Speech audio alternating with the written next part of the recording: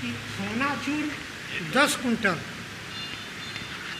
चूर 10 कुंटल धान 1 बीघे में पैदा हो जाए।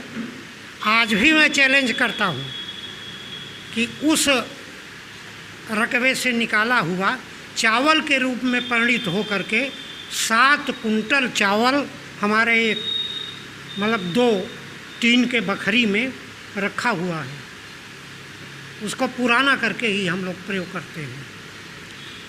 तो ये तो 2 हमने शेयर किया आप लोगों के साथ, रबी और खरीफ के फसल में।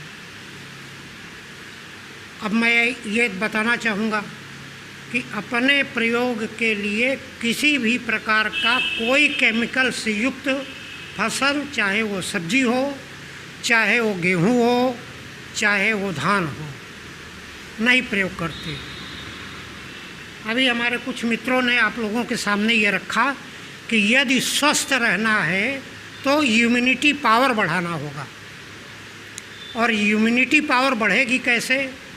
जब आप केमिकल से दूर होंगे। केमिकल आपके पैदा होने से लेकर के और अंत समय तक है। आज के परिप्रेक्ष्य में केमिकल आपके जन्म लेने से लेकर के और आपके पीछे पड़ा है, और ये हमारे आपके अज्ञानता के कारण है। तो मैं आप लोगों से अनुरोध करूँगा, निवेदन करूँगा और चाहूँगा कि पहले तो सब के लिए जितना खेती करते हों पूरे में आप केमिकल का प्रयोग न करें, और यदि करते हैं तो जितनी मात्रा में आप अब तक प्रयोग करते हो उसका आधा कर दीजिए। अगर आपको ऐसा भय लगे कि हमारी उपज कम हो जाएगी, हम घाटा खा जाएंगे, तो एक बार हमारे कहने से आप अपना जो केमिकल डीएपी, यूरिया, फास्फेट जो भी प्रयोग करते हैं उसका प्रयोग आप आधा कर दीजिए। और जिस अनुपात में हम आपको बता रहे हैं आप ये चीज़ प्रयोग करके देख लीजिए, आपकी उपज सवाई होगी, कम नहीं होगी।